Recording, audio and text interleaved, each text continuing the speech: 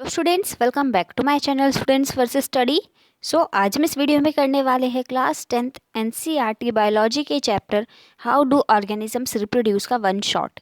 सो चलिए स्टार्ट करते हैं।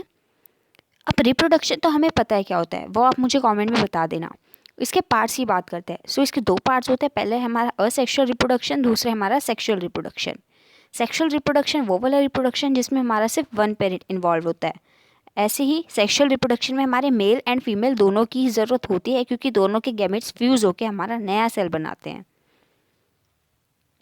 अब रिप्रोडक्शन के हमने टाइप्स तो पढ़ लिए। अब जो हमारा असेक्सुअल रिप्रोडक्शन है ना, हम उसके टाइप्स पढ़ेंगे। यहाँ पे हमारा लिखा नहीं है, यहाँ पे असेक्सुअल रिप्रोडक्शन आएगा।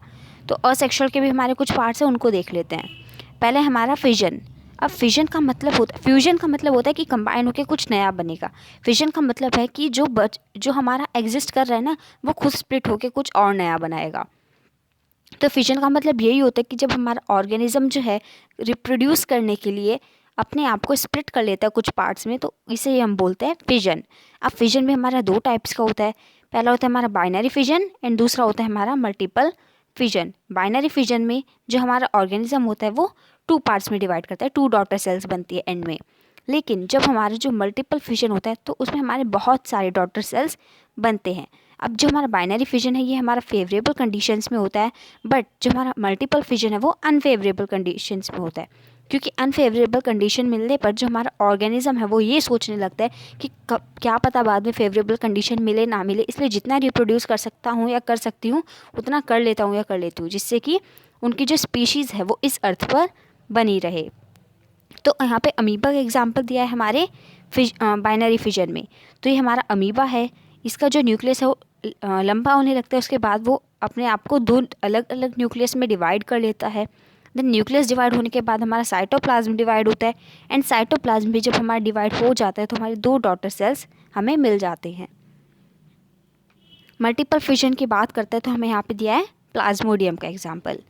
तो मल्टीपल फिजन वो वाला फिजन जिसमें हमारे जो ऑर्गेनिज्म है वो बहुत सारे पार्ट्स में जो है स्प्लिट हो जाते हैं, और ये कब होता है अनफेवरेबल कंडीशंस में। अब यहाँ पे प्लाज्मोडियम का एग्जांपल दिया है। इसके चारों तरफ जो है एक प्रोटेक्टिव वॉल सी बनी है, इसको हम कहते हैं सिस्ट। फिर इसी सिस्ट के अंदर ये जो हमारा सेल है ना, ये डिवाइड करने लगते हैं, बहुत सारे हमारे डॉटर सेल्स बन जाते हैं। फिर जब फेवरेबल कंडीशंस मिलती हैं तो ये जो हमारा सिस्ट होता है ये हमारा ब्रेक कर जाता है, एंड ब्रेक करने के बाद जितने भी इसके अंदर डॉटर सेल्स होते हैं वो डिटैच हो जाते हैं। नेक्स्ट है हमारा असेक्सुअल रिप्रोडक्शन का टाइप बर्डिंग। तो बर्डिंग क्या होता है? बर्डिंग का मतलब ये होता है कि जब हमारे ऑर्गेनिज्म में से किसी एक स्पेसिफिक स्पॉट से एक बर्ड निकल जाए, स्पेसिफिक भी हो सकता है और ना भी हो, ऐसा ज़रूरी नहीं कि एक ही स्पॉट से निकलेगा। तो जब उसके कहीं से भी 1 सेकेंड, हाँ, तो फिर जब उसके एक किसी भी तरफ से जो है एक छोटी सी बर्ड निकल जाती है, एक स्मॉल आउटग्रोथ निकलती है, उसे हम कहते हैं बर्ड। और वही बर्ड जो है मैच्योर होकर एक अलग ऑर्गेनिज्म बनाती है। ओके, तो हमारा एक बार देख लेते हैं इसकी definition. A small part of the body of the parent organism grows out as a bud which then detaches and becomes a new organism. यानी कि जब हमारे ऑर्गेनिज्म में से एक स्मॉल आउटग्रोथ निकलती है एंड उसे हम बर्ड कहते हैं, एंड जब वो मैच्योर होने के बाद उससे डिटैच कर जाते हैं, उससे अलग हो जाती है, तो वो खुद में एक नया ऑर्गेनिज्म बन जाती है। फॉर एग्जाम्पल ये होता है हमारा हाइड्रा में एंड ईस्ट में। हाइड्रा का एग्जाम्पल आप यहाँ पे देख सकते हैं। अभी यहाँ पे कुछ नहीं है, फिर एक छोटी सी बर्ड फॉर्म हुई, फिर ये थोड़ा और मैच्योर हुआ है, एंड उसके बाद ये मैच्योर होने के बाद डिटैच भी हो गया है। यहाँ पे आप ईस्ट का भी देख सकते हैं, ये हमारा ईस्ट है, यहाँ पे बर्ड फॉर्म हुई। फिर इसके दो कंडीशंस हो सकती है, या तो ये हमारे डिटैच हो जाएंगे या फिर ये अटैच होते चल जाएंगे, फिर बाद में कभी जाके ये जो है अलग हो जाएंगे। नेक्स्ट है हमारा फ्रेगमेंटेशन। तो फ्रेगमेंटेशन में जो हमारे ऑर्गेनिज्म है वो अपने आप को छोटे छोटे पीस में डिवाइड कर लेते हैं जब वो मैच्योर हो जाता है अच्छे से। फिर जितने भी पार्ट्स में डिवाइड हुआ है वो खुद में एक नया ऑर्गेनिज्म होता है। इसका एग्जांपल होता है हमारा स्पाइरोगायरा। ये हमारे स्पाइरोगायरा है, एंड ये जब हमारा अच्छे से मैच्योर हो गया तो इसने अपने आप को 3 पार्ट्स में स्प्लिट कर लिया, एंड 3 पार्ट्स में स्प्लिट करने के बाद ये हमारे खुद में 3 स्पाइरोगायरा में कन्वर्ट हो गया है।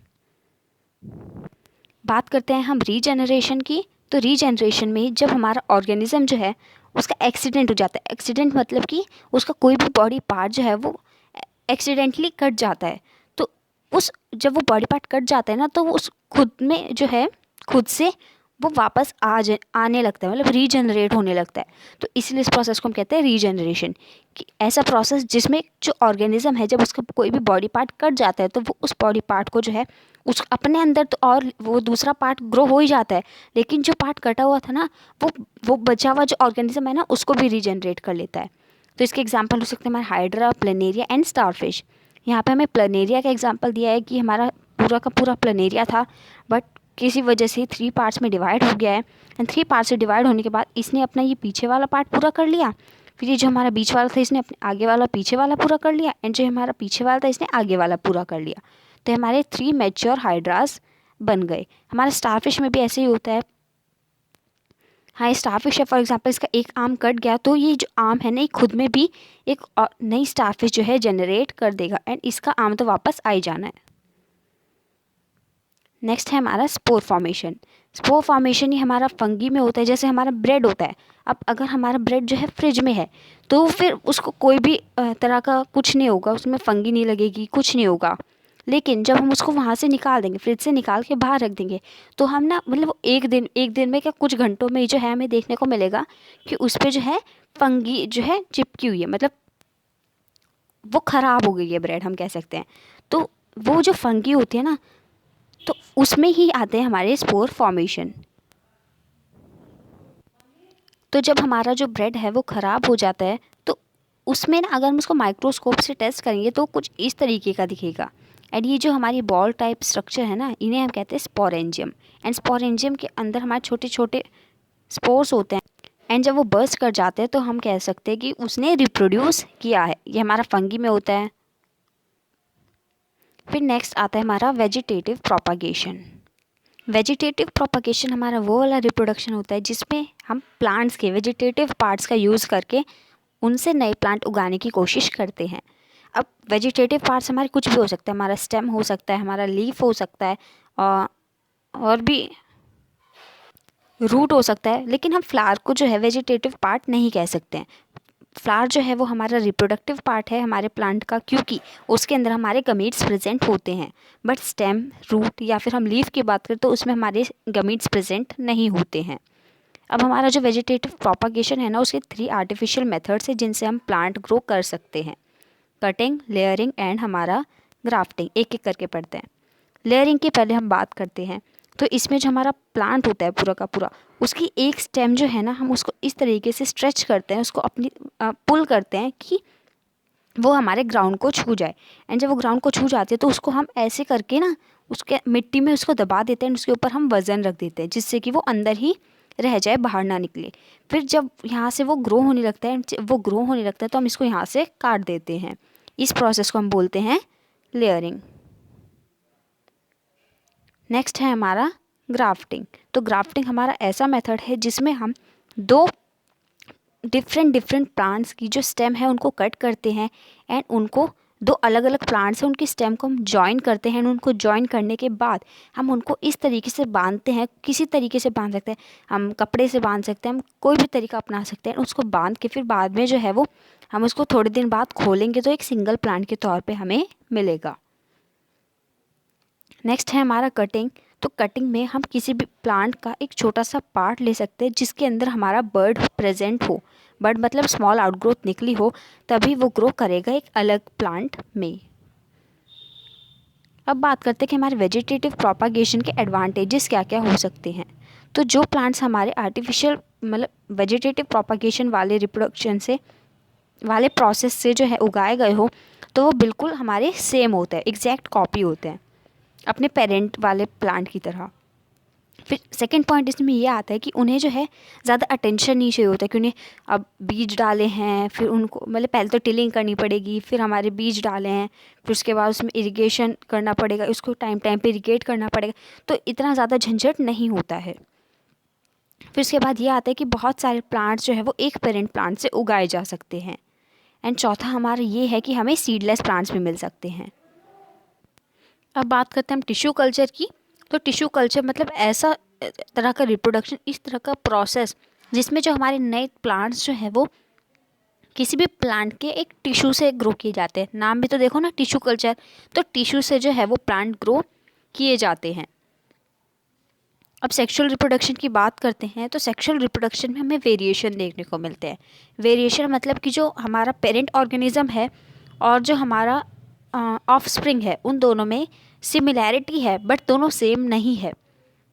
सेक्सुअल रिप्रोडक्शन में हमारे 2 पेरेंट्स इन्वॉल्व होते हैं। अब बात करते हैं कि फ्लावरिंग प्लांट्स में जो है किस तरीके से रिप्रोडक्शन होता है। तो सबसे पहले जो हमारे फ्लावरिंग प्लांट्स होते हैं ना, उनका दूसरा नाम होता है एंजियोस्पर्म्स। फ्लावर हमारा रिप्रोडक्टिव पार्ट होता है किसी भी प्लांट का। एंड जो फ्लावर्स होते हैं वो 2 तरह के होते हैं, या तो यूनिसेक्सुअल हो या बाइसेक्सुअल हो। यूनिसेक्सुअल मतलब या तो उसमें मेल गमीट प्रेजेंट हो या फीमेल गमीट प्रेजेंट हो। एंड बाइसेक्सुअल मतलब कि या तो उसमें मतलब दोनों ही प्रेजेंट हो, फीमेल और मेल दोनों ही प्रेजेंट होने चाहिए, तभी वो हमारा बाइसेक्सुअल प्लांट होगा। अब यहाँ पे आपको फ्लावर का ये इमेज भी देख सकते हो, हमारा पेटल्स है जो हमारे कलरफुल लीफ लाइक स्ट्रक्चर हैं। देन हमारे सेपल्स हैं, ये रिसेप्टेकल है हमारा, ये तो हमारी स्टेम होती है, हमारा रिसेप्टेकल है। एंड ये हमारा कार्पेल है, इसका दूसरा नाम पिस्टिल होता है, फीमेल पार्ट है हमारे फ्लावर का, जहाँ पे हमारे गमीट्स बनते हैं, फीमेल गमीट। एंड ये हमारा स्टेमन है, ये हमारा ऊपर वाला एंथर होता है। तो ये सब हमारे पार्ट्स हैं। अब बात करते हैं कि पॉलिनेशन क्या होता है। तो ऐसा प्रोसेस जिसमें जो हमारे पॉलन ग्रेन्स है, हम उनको स्टेमन के एंथर से हमारे कार्पेल के स्टिग्मा तक पहुंच जाते हैं। अब वो उसी प्लांट का भी हो सकता है, उसी के जैसा दूसरा प्लांट भी हो सकता है। तो इस प्रोसेस को हम बोलते हैं पॉलिनेशन। अब ये भी हमारा 2 टाइप्स का होता है, सेल्फ और क्रॉस पॉलिनेशन। तो सेल्फ पॉलिनेशन वो वाला पॉलिनेशन जिसमें जो हमारे पॉलन ग्रेन्स हैं वो स्टेमन के एंथर पे से उठ के हमारे कार्पेल या पिस्टल के स्टिग्मा तक पहुंचते हैं। वो सेम ही फ्लावर होता है, तो उसको हम बोलते हैं सेल्फ पॉलिनेशन। लेकिन जब हमारा यही काम दूसरे सिमिलर प्लांट में से होता है तो इसको हम बोलते हैं क्रॉस पॉलिनेशन। अब बात करते हैं हम फर्टिलाइजेशन की। तो जब हमारा जो पॉलन ग्रेन होता है, अब जो हमारा पॉलन ग्रेन है जब वो स्टिग्मा तक पहुंच जाता है तो उसके बाद का काम होता है फर्टिलाइजेशन। फर्टिलाइजेशन वो होता है जब हमारा मेल गैमीट जो है, जो कि हमारे पॉलन ग्रेन्स में प्रेजेंट है, वो हमारे फीमेल गैमीट के साथ जो है फ्यूज करते हैं, कंबाइन करते हैं। तो जब हमारा पॉलन ग्रेन स्टिग्मा पे गिरता है तो अब उसे सीड बनाने के लिए फीमेल गमीट तक पहुंचना भी तो पड़ेगा ना। तो वो जो हमारा मेल गमीट होता है ना, वो एक पॉलन ट्यूब खुद बना लेता है। उस पॉलन ट्यूब के थ्रू वो जो हमारी ओवरी के अंदर ओव्यूल है ना, उसके अंदर एंटर करता है। एंटर करने के बाद जो हमारा पॉलन ट्यूब अब खुल गया, फिर हमारे ओवरी के अंदर ओव्यूल है, उसके अंदर हमारा अब जो मेल गमीट है वो पहुंच गया। तो अब वो क्या करेगा, कंबाइन करेगा हमारे एग के साथ, एंड उसे हम बोल देंगे फर्टिलाइज्ड एग, या फिर हमारा कह सकते हैं सीड। कुछ इस तरीके से होता है। यहाँ पे हमारा ये पूरा स्ट्रक्चर दे रखा है, हमारा स्टिग्मा है, फिर ये हमारा पॉलन ट्यूब है। अब इस पॉलन ट्यूब के थ्रू यहाँ पे हमारी ये ट्यूब निकल के आएगी, एंड ये ट्यूब जब निकलेगी तो फिर ये यहाँ तक अटैच होगी, जिससे कि वो हमारा ओव्यूल में पहुँच मतलब ओवरी में पहुँच सके। एंड एक बार कंबाइन करके तो ये हमारा बना लेगा सीड। नेक्स्ट है हमारा reproduction in human beings. Human beings में हमारा रिप्रोडक्शन तब होता है जब हमारे ह्यूमन बींग्स सेक्सुअल कांटेक्ट में आते हैं।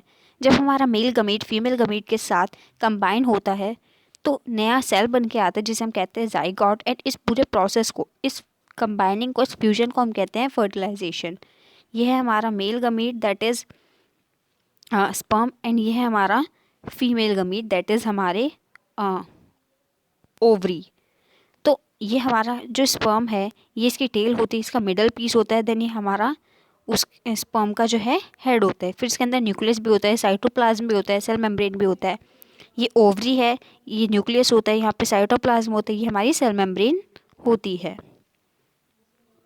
अब जो हमारा रिप्रोडक्शन है ना, वो भी 2 तरह का होता है। सेक्सुअल रिप्रोडक्शन इंटरनली होता है या फिर एक्सटर्नली होता है। इंटरनली का एग्जांपल ले सकते हैं ह्यूमन बींग्स में, एंड एक्सटर्नली का हम ले सकते हैं फ्रॉग्स में। यहाँ पे पिक्चर में देख सकते हैं कि ये कुछ इस तरीके से जो है, मतलब एक्सटर्नल तरीके से ही ये रिप्रोडक्शन करते हैं। ये जो एग्स होते हैं इनको पानी में छोड़ते हैं, एंड वो जब मैच्योर हो जाते हैं तो वो फूट जाते हैं। एंड जब फूट जाते हैं तो फिर उसमें से हमारा नया टेडपॉल निकल के आता है। तो एक्सटर्नली में हमारे फ्रॉग भी आ सकते हैं, लिजर्ड भी आ सकते हैं, एंड और भी बहुत एग्जाम्पल हो सकते हैं। मेल रिप्रोडक्टिव सिस्टम की बात करते हैं। तो टेस्टिस जो होते हैं हमारे प्राइमरी रिप्रोडक्टिव ऑर्गन होते हैं हमारे मेल्स में, 2 टेस्टिस प्रेजेंट होती हैं। एंड जो टेस्टिस है ना वो एब्डोमिनल कैविटी से बाहर प्रेजेंट होती है, बॉडी से बाहर प्रेजेंट होती है। ऐसा इसीलिए क्योंकि स्पर्म को बनने के लिए बहुत ही कम लोअर टेम्परेचर चाहिए होता है, लेकिन जो नॉर्मल बॉडी टेम्परेचर होता है वो थोड़ा ज़्यादा होता है। तो इसको जो है ओवरकम करने के लिए हमारा जो टेस्टिस होता है वो हमारे एब्डोमिनल कैविटी से बाहर होते हैं। अब जो हमारा वास डिफरेंस की यहाँ पे बात की है, वास डिफरेंस क्या होता है हमारा, ये जो आपको ये ट्यूब दिख रही है ना, ये हमारी होती है वास डिफरेंस। अभी जो वास डिफरेंस होता है, ये जो ट्यूब हमारी यूरिनरी ब्लैडर से आ रही होती है उसके साथ यूनाइट कर जाता है। इसीलिए मेल्स में ऐसा देखा गया है कि यूरेथ्रा मतलब यूरिन और स्पर्म दोनों का पासेज एक ही जगह से होता है। अब फीमेल रिप्रोडक्टिव सिस्टम की हम बात करते हैं तो ओवरीज जो होते हैं वो हमारे फीमेल्स में प्राइमरी रिप्रोडक्टिव ऑर्गन होती है। जो फीमेल जर्म सेल यानी कि गमीश होता है उसको हम एग कहते हैं या फिर ओव्यूम कहते हैं। अब जो हमारी ओवरीज होती है ना वो एग के साथ साथ हॉर्मोन्स भी प्रोड्यूस करते हैं। कौन कौन से, एक तो हमारा एस्ट्रोजन होता है, एक हमारा प्रोगेस्टेरोन होता है। फिर जब हमारा जो स्पर्म है वो वगीना में रिलीज़ हो जाता है, तो वगीना में रिलीज़ होने के बाद वो कर्विक्स के थ्रू जो है हमारे यूट्रस में जाता है। यूट्रस में जाने के बाद वो ओविडक्ट में जाता है, जिससे कि उसको जो है एग यानी कि हमारा ओव्यूम मिल जाए, एंड वो उसके साथ कंबाइन होकर उसके साथ फ्यूज़ होके एक नया सेल बना ले, दैट इज़ हमारा जाइगोट। अब जो हमारा ओविडक्ट होता है उसका दूसरा नाम होता है फेलोपियन ट्यूब। यहाँ पे हमारे ये ओवरी होते हैं, 2 ओवरी होती है, ये वगीना है, फिर ऊपर से हमारा ये छोटा सा पार्ट कर्विक्स है, यानी यूट्रस होता है जहाँ पे जब हमारा फर्टिलाइजेशन होता है तो यहाँ पे जो इनर लाइनिंग होती है ना वो भी पढ़ेंगे। फिर ये इनर लाइनिंग ब्लड की लाइनिंग होती है, फिर यहाँ पे हमारा जो नया सेल है जाइगोट वो मैच्योर होने लगता है। अब फर्टिलाइजेशन से बच्चे के जन्म तक का जो पीरियड होता है ना उसको हम कहते हैं जेस्टेशन। अब मदर से ही जो है बेबी को न्यूट्रिशन मिलता है, कैसे मिलता है, इस कॉर्ड के थ्रू, दैट इज़ हमारा प्लेसेंट। मतलब ये जो है ना ये चीज़ हमारी, इसको हम बोलते हैं प्लेसेंटा। यहाँ से एक कॉर्ड निकल के आता है, दैट इज़ हमारा यूम्ब्रिकल कॉर्ड, एंड इस कॉर्ड के थ्रू जो है बच्चे को पूरा का पूरा न्यूट्रिशन, वाटर, ऑक्सीजन सब कुछ मिलता रहता है जो कि मदर कंज्यूम करती है। मेंस्ट्रुएशन की बात करते हैं तो मैंने आपको इनर लाइनिंग के बारे में बताया था। तो वो जो लाइनिंग होती है ना, जब फर्टिलाइजेशन नहीं होता है तो फिर वो जो लाइनिंग है अब उसका कुछ काम तो होता ही नहीं है, तो फिर वो खून मतलब ब्लड की फॉर्म में जो है बॉडी से बाहर निकलने लगती है। वगीना के थ्रू ये सब होता है, एंड इस प्रोसेस को हम बोलते हैं मेंस्ट्रुएशन। जब हमारे मेंस्ट्रुएशन पहली बार होते हैं तो हम बोलते हैं मेनाक, एंड जब उसका परमानेंट स्टॉपेज होता है तो हम बोलते हैं मेनोपॉज। बर्थ कंट्रोल मेजर्स भी होते हैं कि हम प्रेगनेंसी को किस तरीके से अवॉइड कर सकते हैं। 3 होते हैं, barrier method, chemical method and हमारा सर्जिकल मेथड। बैरियर मेथड में हमारे कॉन्डम्स और डायफ्रागम जो है यूज़ किए जाते हैं। कॉन्डम्स हमारे मेल्स में एंड डायफ्रागम हमारे फीमेल्स में। केमिकल मेथड्स में हमारी पिल्स आती है, ओरल पिल्स, तो इससे जो है हम उन पिल्स को लेके अगर टाइम पे लेते हैं तो फिर हम प्रेगनेंसी अवॉइड कर सकते हैं। तीसरा है हमारा IUCD, that is intra uterine contraceptive device. इसमें हमारा जो कॉपर टी होता है ना उससे हमारा जो फर्टिलाइज्ड एग है वो यूट्रस में इम्प्लांट नहीं हो पाता है। एंड चौथा होता है हमारा सर्जिकल मेथड, जिसमें जो हमारे मेल्स होते हैं उनमें स्पर्म डक्ट एंड फीमेल्स में हमारा एक छोटा सा पोर्शन ओविडक्ट का रिमूव कर दिया जाता है सर्जिकल ऑपरेशन के थ्रू, एंड जो कट एंड्स होते हैं उनको अच्छे से टाई कर दिया जाता है, बांध दिया जाता है, जिससे कि दोनों एक दूसरे के साथ कंबाइन ही नहीं कर पाए। अब बात करते हैं हम STDs की, यानी कि हमारे सेक्सुअली ट्रांसमिटेड डिसीज़ की। तो ऐसे डिसीजेस जो कि सेक्सुअल कांटेक्ट में आने से फैलते हैं उन्हें हम कहते हैं सेक्सुअली ट्रांसमिटेड डिसीजेस। इसमें हमारे गोनोरिया आता है, सिफिलिस आता है, एड्स आता है। एड्स हमारा वायरस के थ्रू होता है, एंड हमारे गोनोरिया एंड सिफिलिस हमारे बैक्टीरिया के थ्रू होता है। सो आई होप कि आपको ये सारे कॉन्सेप्ट्स क्लियर हो गए होंगे। Thanks for watching.